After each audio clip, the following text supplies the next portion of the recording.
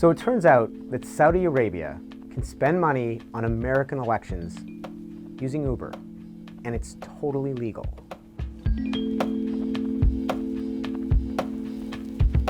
Not all foreigners are treated the same. If you're rich, there's a special loophole for you. Most of us don't realize this, but right now, it's completely legal for foreign governments and foreign corporations to spend unlimited amounts of money influencing our elections. Let's go back to Uber, the ride-sharing company. They were founded in San Francisco in 2009 and are, in theory, an American company. But here's the deal. The government of Saudi Arabia owns about 10% of Uber. They invested $3.5 billion. It was the largest investment in a venture-backed startup at the time. The Saudis even have a seat on Uber's board, shaping the company's policies and priorities. If the CEO of Uber wants to keep his job, he has got to be responsive to what the government of Saudi Arabia cares about and wants. But our laws, they treat Uber like they're still an American company, that they have American interests at heart.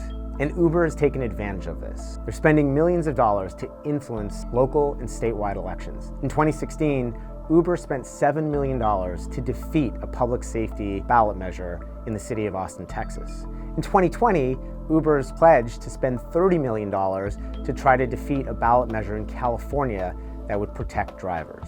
Why do Texans and Californians want a foreign influence company shaping the outcome of their elections? Honestly, it's just, well, un-American.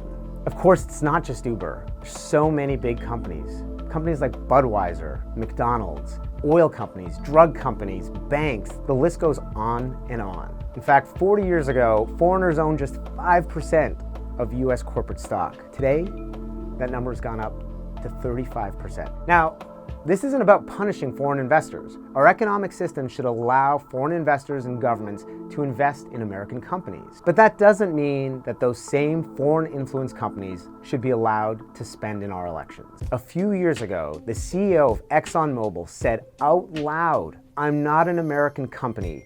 I don't make decisions based on the best interests of the US." That should be the end of the story. ExxonMobil is not a US company. No multinational is a US company. There's a simple fix to this problem. If a corporation is more than 5% owned by foreign investors, they should not be allowed to spend money in our elections. Or if a single foreign individual owns more than 1% of a corporation, they shouldn't be allowed to spend money to influence our elections. If there's one thing all Americans can agree on, it's that only Americans should be shaping the outcome of our elections. In fact, the concept is so ingrained in our American identity that George Washington warned about foreign influence in our elections nearly 250 years ago. But today, Congress has turned a blind eye while foreign influence corporations spend millions of dollars influencing the outcome of our elections. Does that sound like a democracy to you?